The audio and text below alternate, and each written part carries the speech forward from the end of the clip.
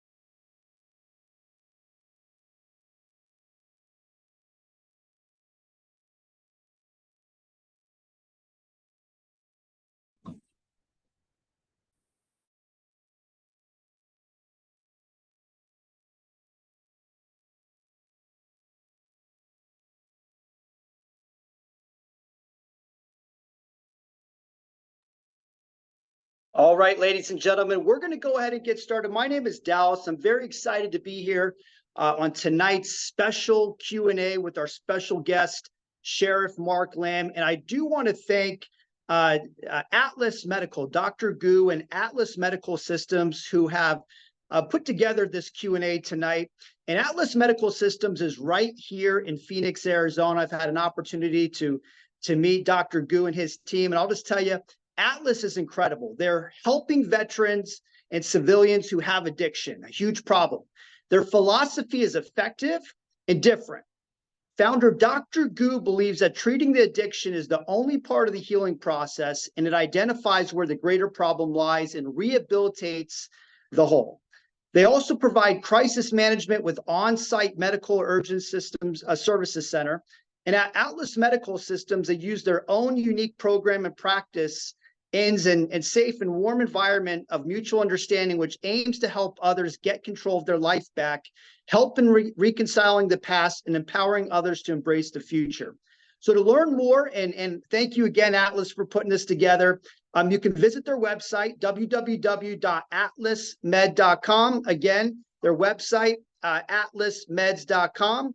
And we appreciate all you and your staff do for the community, Dr. Gu. And Dr. Gu and his team will be hosting a live in-person meet and greet with Sheriff Mark Lamb here July 13th in Phoenix near the Biltmore area. And so if you're attending here tonight, you'll have that information in your email as that gets finalized, and you'll have the opportunity, if you like what you hear, to not only hear from Sheriff Lamb on virtually, but in person as well on July 13th. So thank you, Dr. Gu and your team.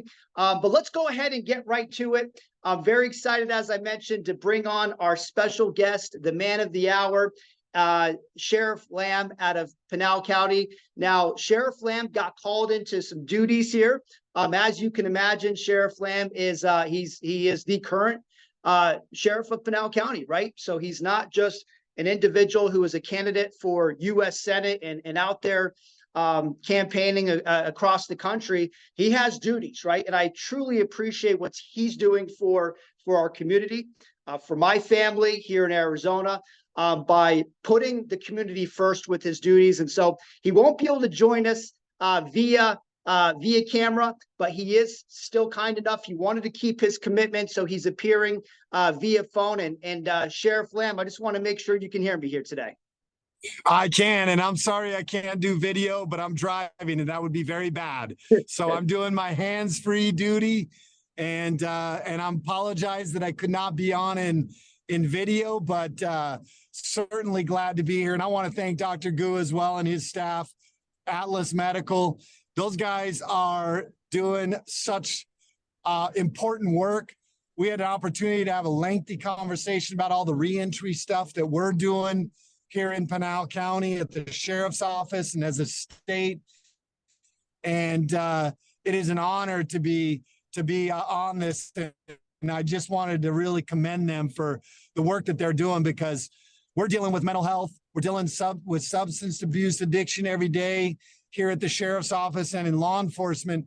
And if it wasn't for partners like Atlas Medical and so many other great organizations, man, it would be a tall order for us in law enforcement. So just really grateful for the work they're doing. Yeah, they're absolutely phenomenal, and I know you've had a chance. You know more than most the power of what they do and how it impacts the community, especially when it's in line with your vision and goals. So, Dr. Gu, thank you for that. But Sheriff Lamb, I want to give you a brief and proper introduction. I know most people, they've heard of you, they know who you are. Maybe some know you a lot better. They've been following you for quite some time. But would love to just, let people who maybe don't know you as well, or hearing about you more recently, and looking at their options for who they want to support or get behind for U.S. Senate out of Arizona, or even if they're outside of Arizona. But would love just for you to share a brief background about yourself, and just so people can get more familiar with you. Well, thank you again, Dallas, for doing this. I appreciate this. And everybody who's on today, thank you for taking time out of a busy afternoon and jumping on here. Look, I'm Sheriff Mark Lamb, and I've been fortunate enough to be the sheriff of Pinal County for the last 8 years. And other than my marriage of my wife for 30 years and my 5 children and grandchildren, the highlight of my life has honestly been serving as the sheriff. And I love this profession. I love law enforcement. If you're not familiar with Pinal County, it is between Phoenix and Tucson. So basically south of Chandler all the way down to Marana. And we're 5,400 square miles, the size of the state of Connecticut land-wise. Population of 500,000. We have 600 employees and a budget of about $60+ million. So big operation and great county. But I just love being in this profession. And what you need to know about me is I am a patriot. I love God, family, freedom, and the Constitution. And I think that this country needs proven conservative leaders and fighters, which is why I'm not only did I run for sheriff, but I'm also willing to run for the Senate, because we need that in Washington, D.C. now more than ever, Dallas. I couldn't agree with you more. And, my wife and I talk about this, we have 6 kids, and the fact that you have dedicated yourself, and not only over the last decade plus to, or well over that, protecting us in law enforcement, and with what you're doing in the borders, and just, putting on the uniform and going to work every day and risking your life, but now taking that to a whole nother level. I'm going into DC, where I know we've talked about it's on fire, right? It's chaotic, but they need somebody who can go in there and is actually experienced. And I just want to say, one of the things that I've learned, at least in my business, is one of the best predictors of future performance is past performance. And to me, when I'm evaluating who I want to represent me, especially in these chaotic times, I'm looking for somebody that's proven, who's been battle tested, who has experience, who has leadership. Maybe if you could expand a little bit more on that area, and what drove you to believing that you should go represent the people of Arizona and this country in DC, and then also why you believe your experience can translate to success in getting things done in DC. Yeah, Dallas, I'm like you. I think that I want somebody that I know have been through the fire, that has been proven in tough times. Who, I don't want government people. That's not what we need. But I like somebody who understands what's going on.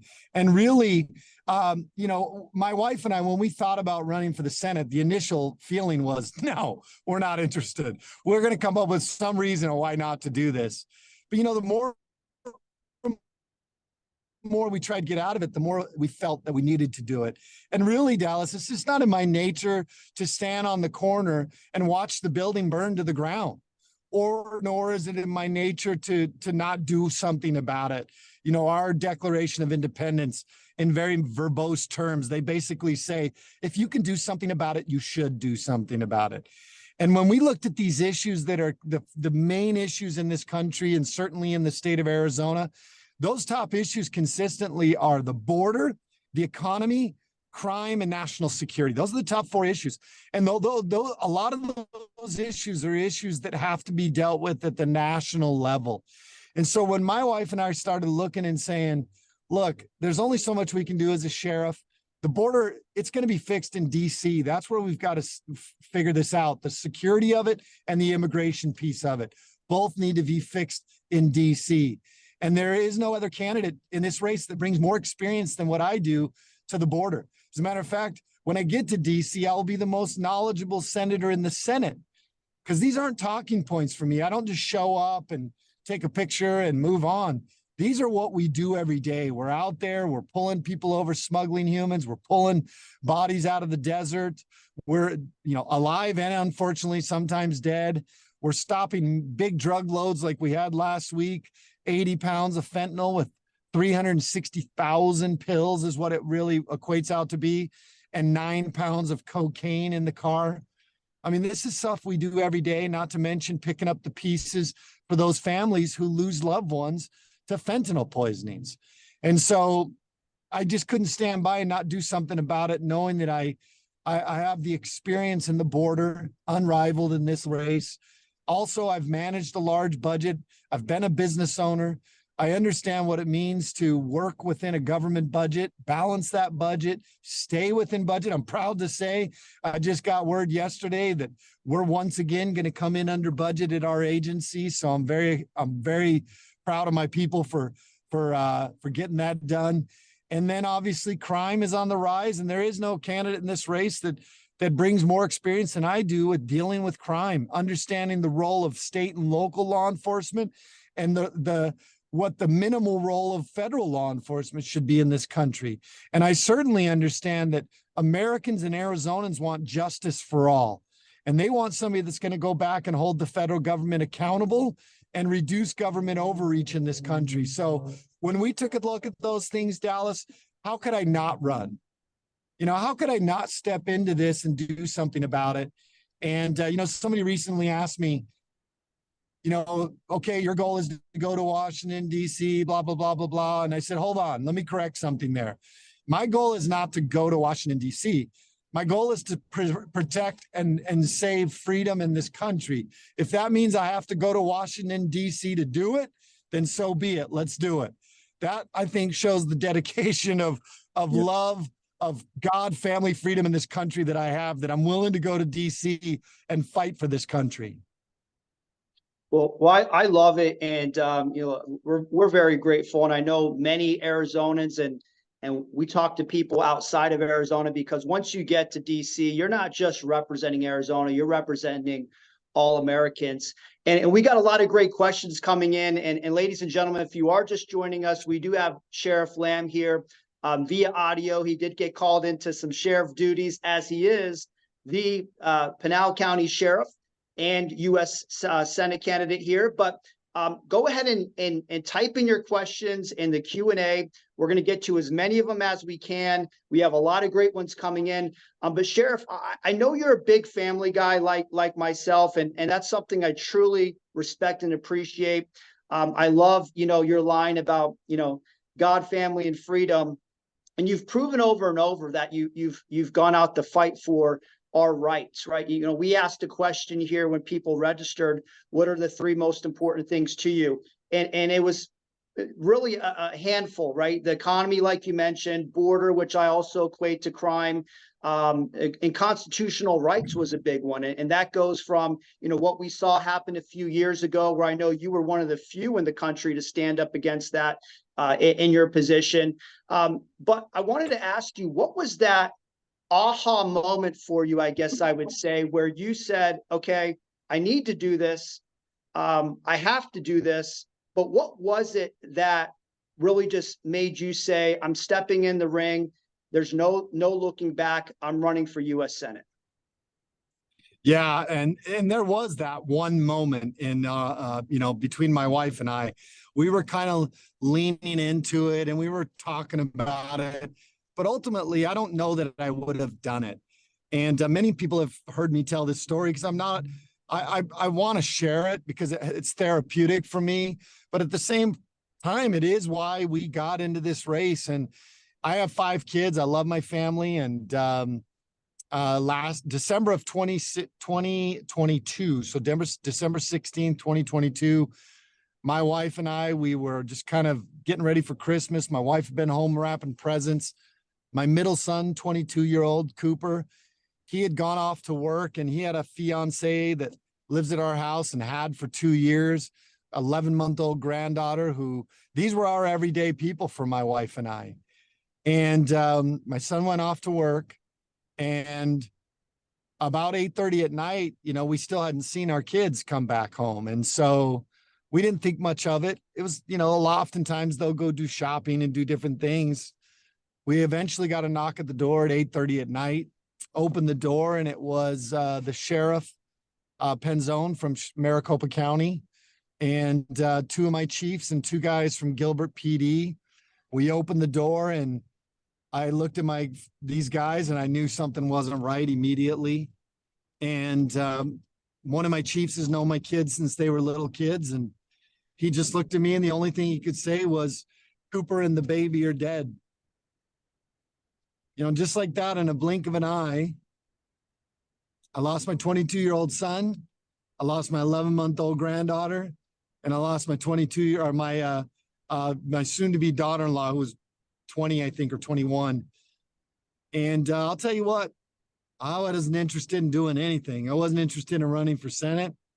I wasn't interested in running for sheriff. I wasn't interested in getting out of bed. And we credit the prayers of so many people, and we credit our faith to kind of pushing us through, getting us up, putting us one foot in front of the other. And we made it through the funerals. And a week or 2 after, the first real feeling I felt was somebody asking me, and I don't remember exactly what it was, but it had to do with the Senate. And immediately that was the first spark I'd felt in weeks. And my wife and I knew at that moment, we looked at each other and said, we need to do this. This is what we're supposed to do. And we made that decision right there and then. This is what we were going to do. Regardless of the outcome, we were going to do what we were called to do. And what we knew was there is no guarantee for tomorrow.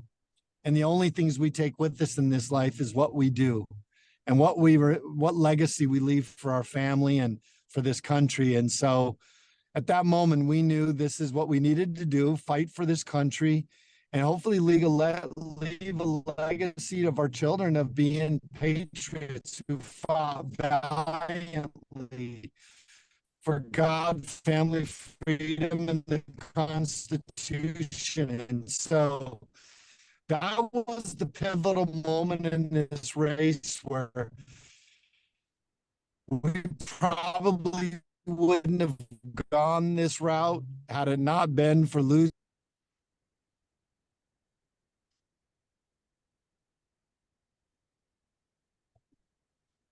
Did we lose you, Dallas? I'm here right now. Can you hear me okay? Can you hear me, Dallas? Yep, I can hear you. Yeah, I don't know.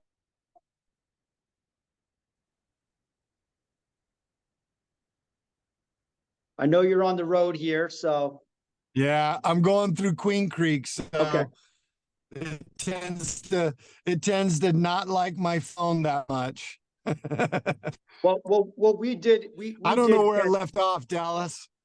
Yeah, we caught. I believe we caught it all. And Sheriff Flem, I just want to say, I don't know how you do it. As a father and a grandfather myself, I couldn't even imagine. I couldn't fathom it. And I love and the fact that you are taking a tragedy in your life and using it to really impact millions of people. And I know that I'm sure that your son and would be very proud of what you're doing. And I just love how authentic you are. Many, we see these politicians and they put on a show and they say what people think they want to say. But, I'll tell you, for those of you who are just, learning about Sheriff Lamb, he is who he is. And, I hear when he talks about this story, I can still hear how bad it hurts in your voice. But that's where I know your strength comes and it helps you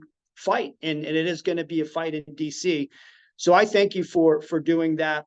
But if you can still hear me, okay, would love to get into some of these questions. Yep, we got you. Okay. I got you still. Yep. Perfect. Okay. And thank you. And thank you for that. And thank you to everybody who prayed for us. There were so many people out there. And frankly, you need purpose if you're going to drive forward in the awfulness that is politics nowadays in this country. You've got to have a tremendous purpose to move forward. And we feel like, sadly, that was what gave us that purpose. And we're not going to let that go in vain. And we're going to make sure that we do our part. And we're just grateful for all the people who've supported us along the way. Well, I know God is definitely with you in this fight. So our first question is from Brian, and he said, do you have plans to help those of us who are retired and worked for 45 years and now can barely survive on Social Security, and a way to replenish the Social Security fund?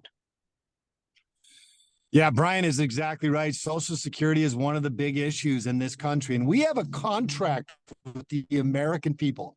We collect Social Security. There's a contract with the American people that says when they retire, they should be getting what they paid into, their due reward.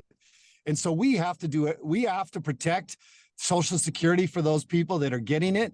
We've got to make sure that anybody close to getting it is going to get it. And we got to make sure that it remains not only solvent, but actually to the point where we give the people what they deserve for having paid into it for 45 years. So Brian's exactly right.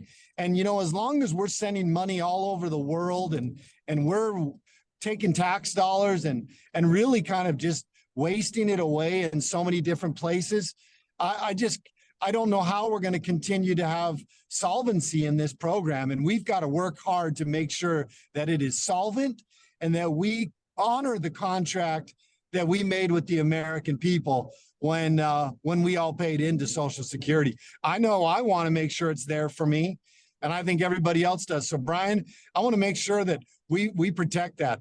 And just to give some people an idea of what Brian's talking about, the average, everybody knows how hard the economy's been, but the average 62-year-old person that starts on Social Security is only getting about, on average, $1,298 a month. And at 67, the average goes up to $1,883, I think it is. And then at the age of 70, the average is $2,037. How can any American live on that kind of money? And I guarantee you, had they put that money into, they expected that would be there for them when they retired. And we've got to do better. We've got to do better for the American people. We got to build this Social Security program and make sure that it's solvent for all of us. So, and one more thing about that, and it goes to the border. I just gave you those numbers. We actually have people that came into this country illegally that our government, through our tax dollars, is giving checks or assistance to illegals to the tune of more than $2,000. So that in and of itself has to stop if we're ever going to continue to be able to honor the contract we have with the American people. Yeah, absolutely. That is when you put it like that, that's absolutely ridiculous. I mean, unbelievable. Another question related to economy and cost of living is from Marianne. She said, I'd like you to address policy for affordable housing. I am able to afford housing, but I know many cannot afford even the poorest quality of housing. We definitely need to get more affordable housing. Look, I couldn't afford to buy my own house again if I had to buy my house. And not right now, I hire deputies, and the starting salary for a deputy is somewhere in the area of about $55,000 a year. Yet the average home in my county is well over 300,000. So how in the world am I supposed to hire people when we don't have that affordable housing? Now, do I think it's the federal government's? Do I think they should be the answer to all of our problems? No. I think we don't want to look to the federal government to that. I think we should allow the states to make sure that housing remains affordable. But what drives affordable housing, what makes housing not affordable? The economy. This economy under Bidenomics and all this other stuff is killing the American family, and it's driving up the prices of our homes. The cost of all the goods we consume has gone up 25% on average.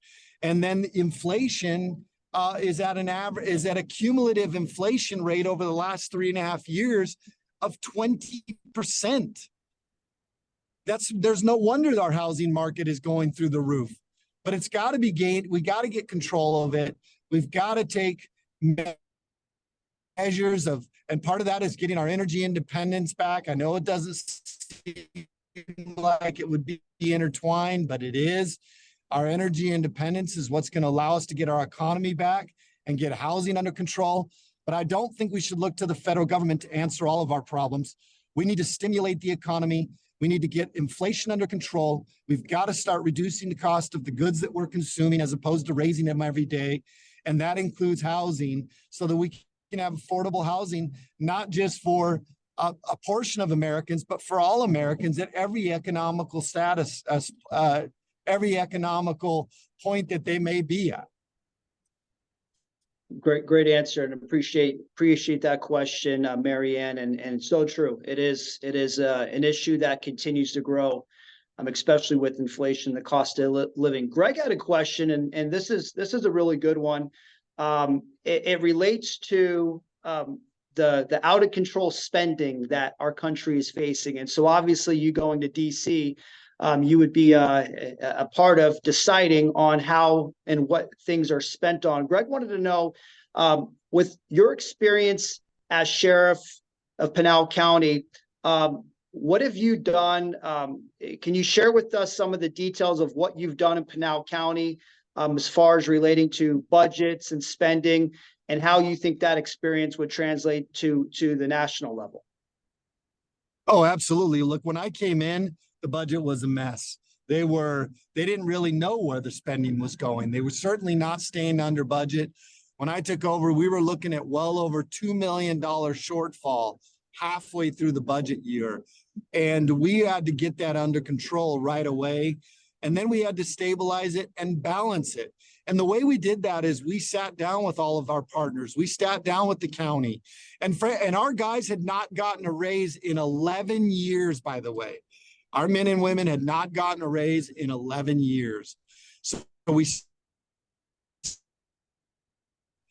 financially, here's where we want to be with the sheriff's office. We work together to get an understanding of expenses, get it under control.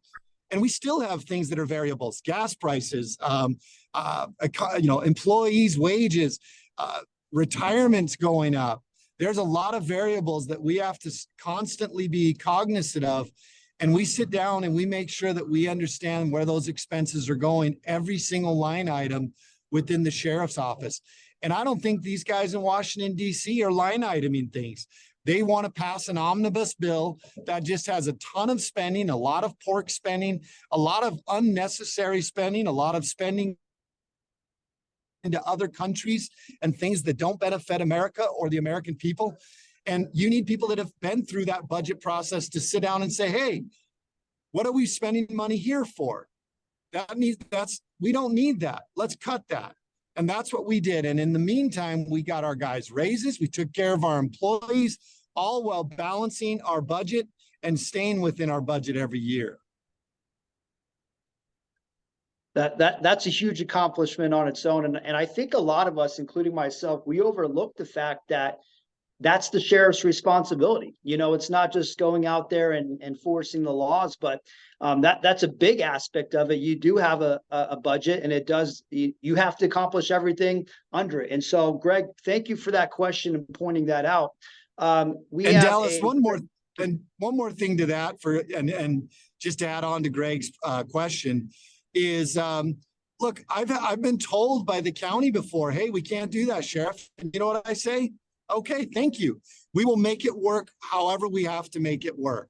And so we work with the county. We understand that sometimes you just don't get what you want. And you've got to make sure that it doesn't hurt other departments within the county as well. And it's not just the sheriff. It is a combination of all of the components of our county, our supervisors. And that is the experience that I bring, is not only understanding how to operate a government budget, but all the other people involved in getting your government budget under control and staying within budget, and being able to work with them and find common ground.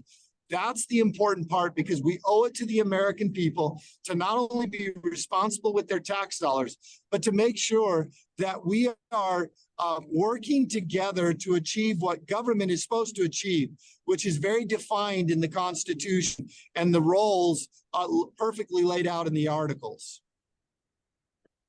Well, thank you for that answer on that. And Greg, great question once again. Thomas said, I consider myself an independent and have voted on both sides. I believe in your mission and wish you the best. If only you were running for president this election, I believe our country needs you. So more of a statement than a question, but well, I like it, Thomas. Thank you. Thank you for the vote of confidence. And I don't know if I want that responsibility. Boy, I don't know, but I feel you, Thomas. I really do. I feel you. But I want to say one thing, because Thomas mentioned he's an independent. And I'd like to send a message to all those independents out there. And really, a lot of the independents, they're such great patriots. They're just tired of the party. The party politics in this country is a disaster. And people, they're overlooking what is right for the American people and for what is right for America.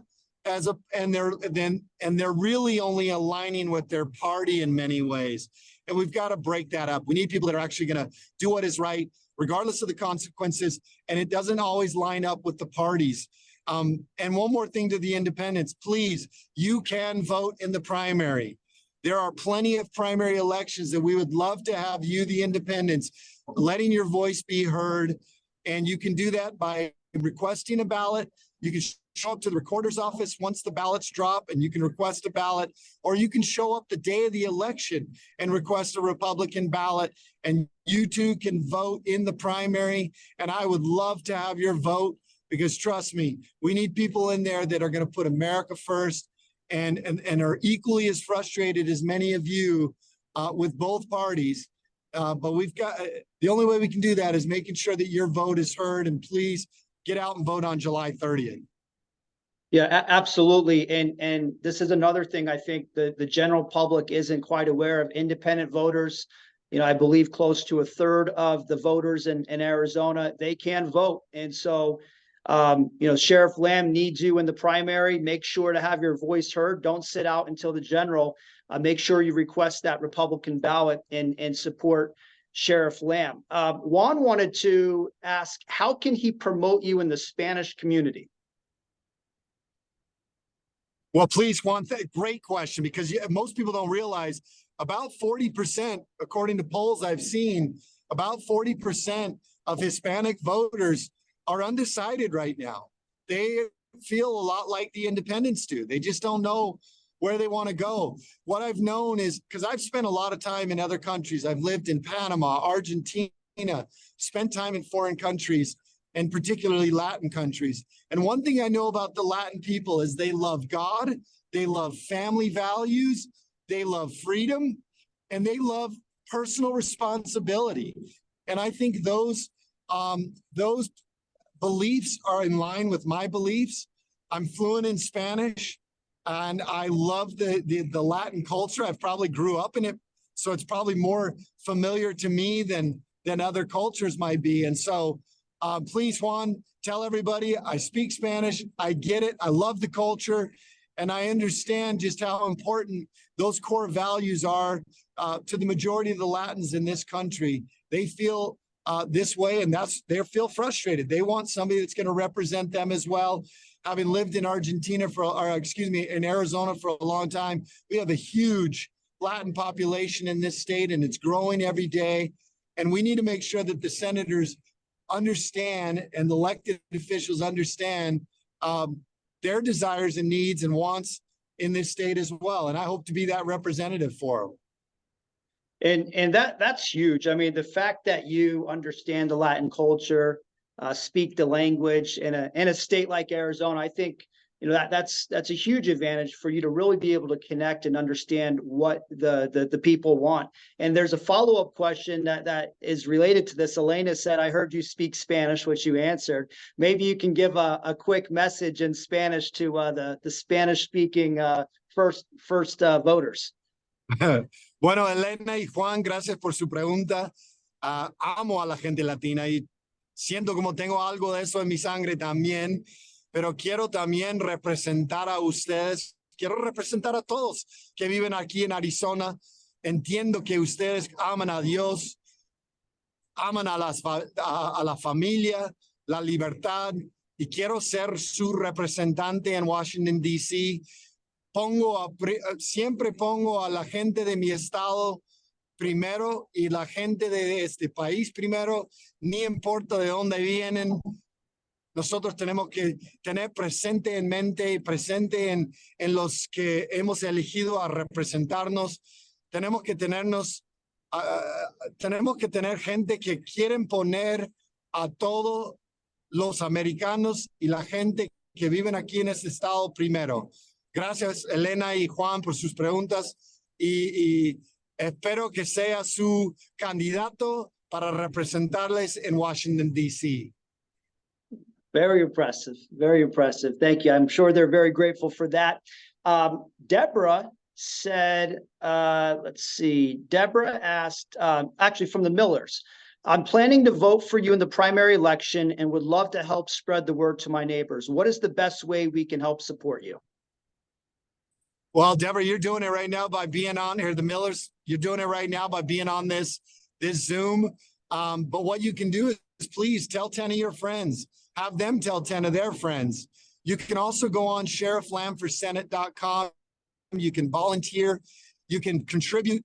We're still in a very tough, and then we'll go on to the general. So we'll still need to continue to fundraise, and we've been grateful for every dollar we've gotten thus far. So there's a lot of different ways. You can go out. You can put in yard signs for people.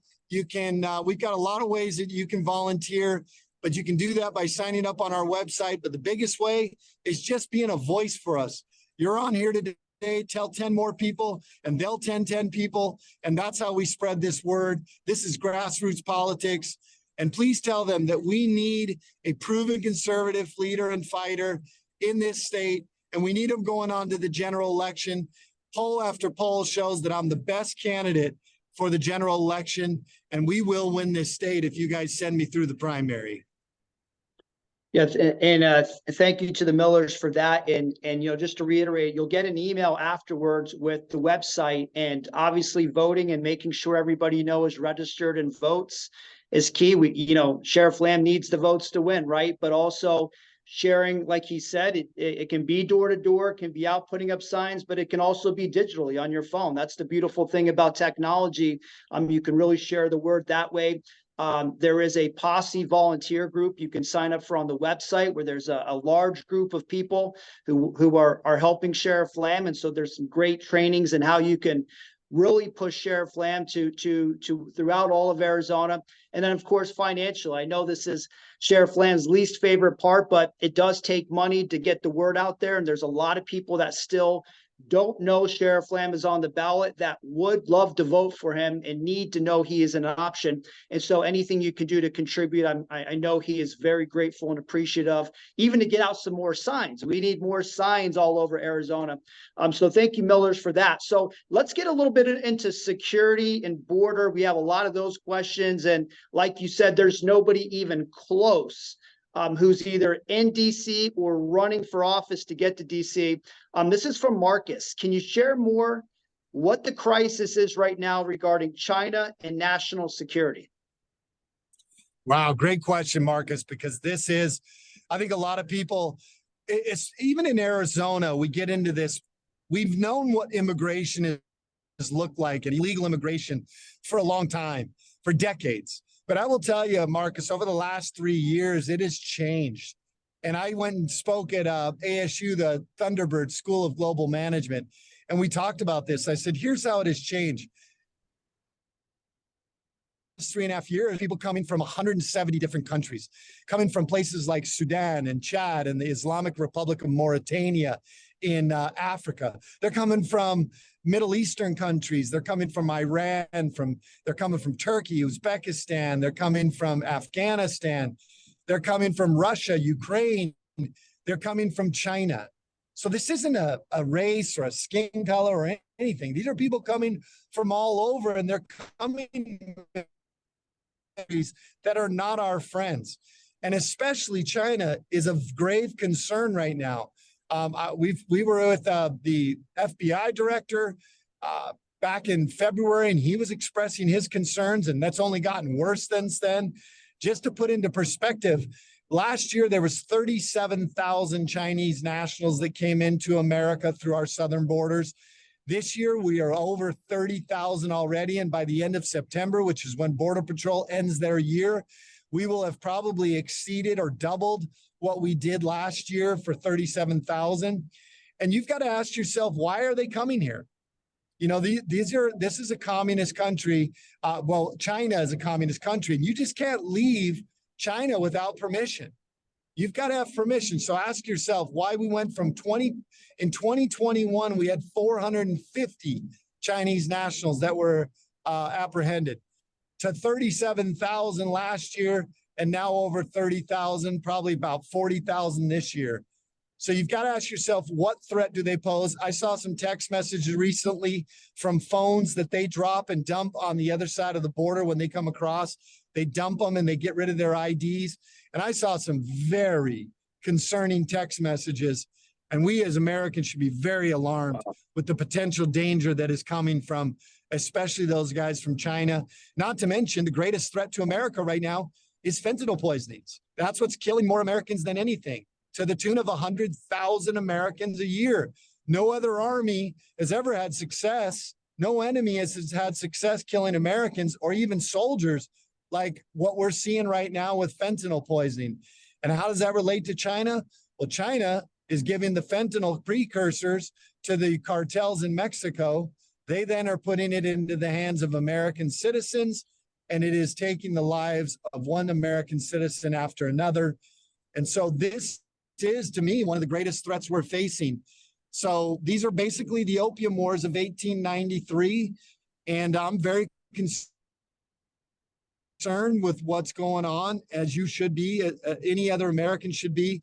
And I think China at this point presents, probably economically presents a grave threat to us, but I think just in terms of who we've let in here presents a physical national security threat, a cybersecurity threat, and they pose a threat of American lives in the way of fentanyl poisoning. So great question, Marcus.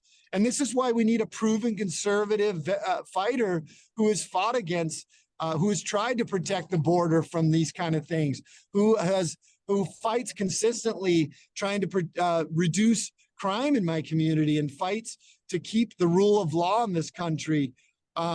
These are all things that I'm very concerned about. Right along with you, Marcus, and everybody else listening today should be as well. I'm not trying to be an alarmist or negative, but I'm a realist, and this is a real problem for us. Yeah, I know you're living it day to day, and it sounds like it's even worse than how bad we think it is. And based on these numbers, if you add it all up, it's potentially could be the greatest threat overall that we've ever even had as Americans. It sounds like. So, Sheriff, I know we only have a few more minutes, and there's so many great questions. We're going to have to do this again. We could sit here for hours with all the great questions, but if we can get to real quick, 3 more questions I think we have, and then I know you got to run, and I'd really appreciate your time. This one's from Aaron. Aaron said, to be honest with you, prior to this Q&A, I thought that former newscaster Kari Lake was the only one running in the primary for Senate for the Republicans. Can you please share specific examples of how your experience and her experiences differ? Well, Aaron, great question. I think it's a country mile of difference. I have real experience. I've proven myself in the arena of making hard decisions. We're gonna go through some really, really hard times as a country, trying to fix this border crisis, trying to get the economy back under control, having to carve and cut out a lot of government spending. You're going to need people that have kind of proven themselves in that fire. And I've done that. During COVID, we had to make a stand that said that we were not going to do this nonsense. We weren't going to do the lockdowns. And I was the only one. I had one other sheriff jump on board with me, a few days later. I was one of the few in this country saying, we're not doing the mask mandates. We're not doing the vaccine mandates. And, a lot of people, the media, they came after me for these things. But you know what? For me, it was an easy decision because it was freedom we were fighting for. And it was easy for me, but you need to know that your elected officials are going to stand up for you and do what is right, regardless of how hard it will be. That's what honor is. Honor is doing what is right, no matter what the consequences are. And I've proven that as a leader many times, not just in those instances, but over and over again, protecting our Second Amendment. And I'm the only one that's had experience, nearly 2 decades of experience fighting crime, fighting the border issues, running a large agency and a large budget. The list goes on and on, but it's just a really big difference in experience. I love the passion. Anybody who gets in this arena has my respect. I love people's passion, but right now we need proven conservative leaders and fighters. I've been a lifelong conservative. I've never donated $1 to anybody, to a Democrat. I've never voted for one. I am a lifelong conservative. These values that I talk about are instilled into my core. And I think that's what we need now. We need that proven conservative leader and fighter in DC. So I think the biggest difference is just really a vast difference in experience. Yeah, you're absolutely right. And you've said this, and I love it. If your house is burning down or somebody was breaking in, you're calling the sheriff, right? And that's where we're at in this country. And so, while there's many who have great intentions and say good things, and things that, I agree with personally, I want somebody who's proven that they'll actually take action and have the leadership and ability. And so I appreciate you, really laying that out. And Aaron, I think that's a great question. There's 2 more questions real briefly. We'll get through this because I know you got to go. Don't want to keep you any longer. One was from Timothy, and this is a 2-part question, and it's similar. That's why I wanted to get to this. Sheriff Lamb, my wife and I were enthusiastic early supporters of your U.S. Senate campaign, as we were for Kari Lake as AZ governor. You can imagine our dismay when both of you decided to run. We love both of you, but to be honest, we think you're more qualified to represent Arizona as our U.S. Senator. That being said, President Trump has endorsed Kari. We can only imagine that's because Kari is more aligned with Trump on election interference. What priority will you give election interference, and how do you deal with her having the Trump endorsement? Look, I've been a supporter of President Trump's for a lot longer, to be honest with you. And I think President Trump respects law enforcement. He respects sheriffs. He had a tough decision too, just like you folks. Many of you listening today love both candidates, and President Trump does too. And he had to make a decision. And I still support him and I will always support him. And I look forward to being a senator under him as the next president, because I think that's what it's going to take to fix it. What was the other part of that? She asked. Yeah. So what priority will you give election interference? Oh, look. So this is a key component. If you have a federal candidate talking about elections, you have to be very cautious, because Article 1, Section 4 of the Constitution, the election clause, says it is the state's responsibility to deal with elections. You do not want your federal government getting any more involved than they already are in elections. We need actually a senator who will yank the chain back. I will support anything that is going to protect elections. I don't think people have an idea of just how much I've done. You know, I've mentioned this before. I put cameras on all our ballot boxes this last election. Not only did I monitor, myself and the recorder, we did this, and then we opened it up for the public as well to view. I worked with True the Vote. I have done a lot to try to secure elections. And, you know, I can only do what my county is. That's my bailiwick. But please, you got to make sure that we don't get away from what the Constitution sets forth. I will support good measures to protect our elections, but this is not a federal issue. This is a state issue, and we've got to make sure that we elect good state legislators and senators that are going to get our elections to where we as citizens can trust them again. I'm working on some things right now that I just can't talk about, but hopefully we'll have some news soon. But we're constantly working on protecting our elections. And it is not something the founding fathers thought that Senate or Congress should be involved in. And we've got to honor what the Constitution says. So let's make sure we get good state people elected. Absolutely. And I'll tell you, we have like 21 great questions. What we're going to do if we didn't get to them, and I see Sean, Bob, Matthew, I'm reading these questions. They're really good. So we'll have to do another one, and maybe in between this and the next one, we can get you to answer. I got a few more minutes. Okay. I got a few more minutes. Let's go 8 more minutes. I can run through some more. Perfect. I'll try to be quicker on my answers. All right, good deal. So George asked, he said, sir, name some people who influenced you to think about politics. Mark Levine, Dr. Michael Savage, Rush Limbaugh. Who are some of the people that might have influenced you about politics? Wow, what a great question. My dad. Look, my dad was always very patriotic, and I would watch Fox and was always up to speed with what was going on, and frankly, you know, gave me a good, healthy distrust of government in the first place. You know, we shouldn't look to them to be the answers for our problems. They typically are the source of our problems. We need government to get out of the way. We need them to reduce restrictions. We need them to do all these things. You know, I would say my dad, and fortunately, he passed away before I ever even ran for sheriff. And the other one was, and then he passed away before I obviously saw what I was doing with the Senate stuff. I'm also more of a lover of the history of this country. So men like George Washington, Thomas Jefferson, the founders of this country, Thomas Paine. I would say they've influenced me more in politics than any of the pundits or any of these other politicians. I would say I'm more influenced by the founding fathers and the people that built this country, and then my father, who played a big role in that. Very good. Appreciate that. Bob said, what existing Second Amendment infringements will you work to repeal first? Sure.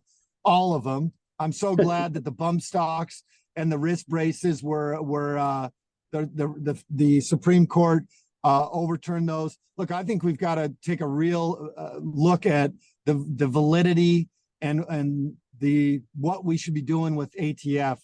You know, I just don't know that they've proven time and time again that they're trying to pass what they call laws where they think they have administrative authority, and the Supreme Court has said, no, you don't have that.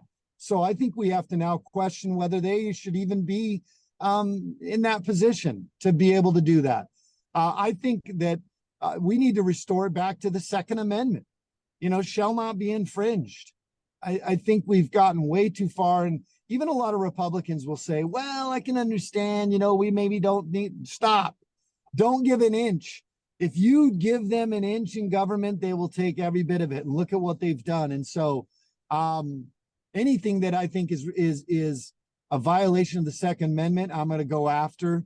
That's going to be one of the things I'll do as a senator, is fight to restore our Second Amendment rights to what our founding fathers gave us. And I think that states who don't uphold Second Amendment should also be questioned. While I don't love government overreach, the federal government's responsibility, the Constitution does say that we have Second Amendment rights, and we have states that have gone against that. So I think there's a lot of states that need to be put in check as it relates to superseding our Second Amendment rights. Absolutely. Love it. Sean asked, if you do get into office, and I'll correct Sean and say, when you get into office, how would you handle the issues with mental and behavioral health as well as addiction?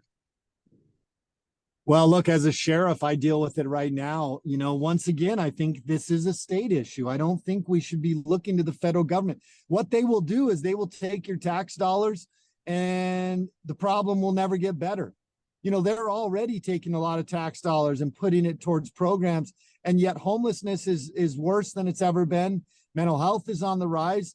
Substance abuse issues are on the rise, probably as high as they've ever been.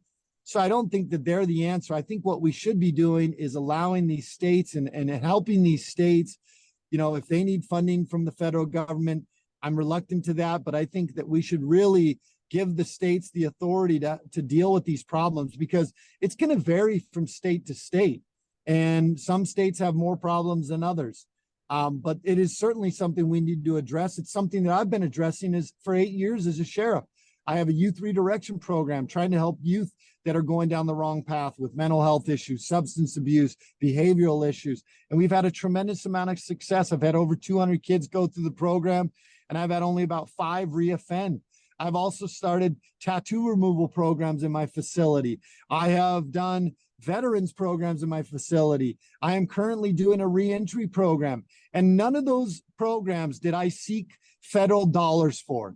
We either did it with RICO funds, we did it with state funds that the state was willing to allocate to help with these issues. I've done it with county funds. I have done it with funds that are where we should be dealing with it is right here at a state level and at a local and county level. And I'll continue to support measures that will help us address those issues, but we've got to hit the root problems. You talk about substance abuse. One of the root problems is the border.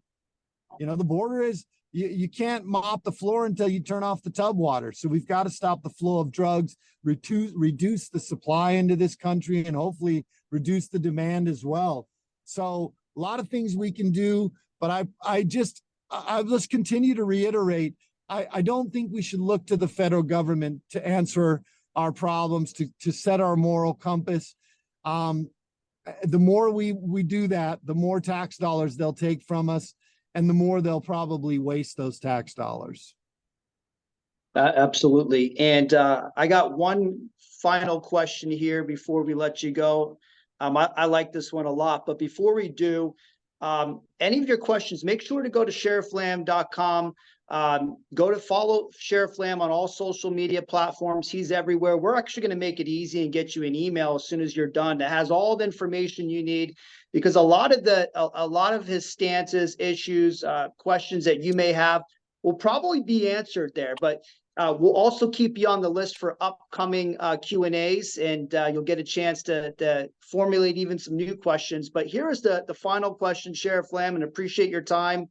I like this one because I'm interested to hear your answer. And it says, it's from Matthew, and he says, as a freshman senator, how do you plan to bridge the gap to get the seniors to listen to you and go back to you? So how do you plan to go in there as a freshman senator and make a difference to get these old guys or these old people who've been in there for so long to listen to you? That is a question that I get often, and I love that question because I think what you need courageous people. All too often, the freshmen, instead of holding their ground and making those old seasoned dogs come your way, the freshmen tend to go their way. And once you get in there, once they've got you, once you've conformed to their way of doing things, then you're the establishment. You've surrendered to the establishment. And so I'm a believer that you never surrender to the establishment. You stand tall, you stand, even if it's alone, you stand alone, but you do what's right for the American people and the Constitution. And I think eventually, if they want to get things done, they got to come your way as opposed to you going their way. They've got to come and find your ground that you are going to be on, which for me is the Constitution. And so I think that the answer to that is I'm going to continue to be the authentic, God-fearing, family-loving, freedom-loving, constitutionally minded patriot that I've been for the last 8 years and throughout my entire life, frankly. I'm going to continue to be that person. And I think that is the way I know leadership. That's one thing I do know. I've been a leader for 8 years in my agency, and we've done some great things here. And what I have found is you don't go and try to assimilate to somebody else's style. Be you, be the leader you are expected to be, and people will follow you. You know, one guy stood in front of the tanks in Tiananmen Square and he changed the dynasty in China. So the power of one is still strong. And I think that you need courageous people in DC. And I think that person is me. And I hope to get your guys' vote on July 30th. And I hope to be your representative for the next at least 6 years. I'm not looking past that right now because I'm going to do the job without thinking about the ballot box on the back end. And same way I'm running my campaign. I'm out here telling you what I think is the truth, and giving you my authentic me. And then you get to decide. That's the beauty of this. So on July 30th, you'll get to decide if you think I'm the right person for the job. And then in November, I can absolutely tell you I'll be the right person for the job. So we need to take this Senate back, and we need to make sure that President Trump gets back in there. And the only way we do that is making sure that we have candidates that will win in November. And I think that's me. Well, thank you so much, Sheriff Lamb. I appreciate it. I know you're extremely busy protecting the community of Pinal County. Family man out there, as a candidate for U.S. Senate, and just giving it everything you got for the great people of this country. Thank you so much, and looking forward to doing this again here soon. Thank you, Dallas. Thank you, Eric. And thank you, everybody, for coming on. Please go to sherifflambforsenate.com and make sure you get out and vote. And I hope to be able to get a lot more questions the next time. God bless everybody. Thank you, Sheriff Lamb. And everybody, you're going to get an email, so check your email, your inbox. If you find it in spam, make sure to mark it not spam so you can get future emails. You'll have the website. You'll have all the information you need. And we'll also keep you up to date on our next live Q&A. Thank you, Dr. Gu and Atlas, for putting this together. And there you have it. Sheriff Lamb, U.S. candidate for Senate. And he is a proven defender of God, family, freedom, the Constitution, and the next senator out of Arizona, Sheriff Mark Lamb. So thank you, everybody. Thank you for your time. Have a wonderful evening, and looking forward to seeing you on the next one. Take care.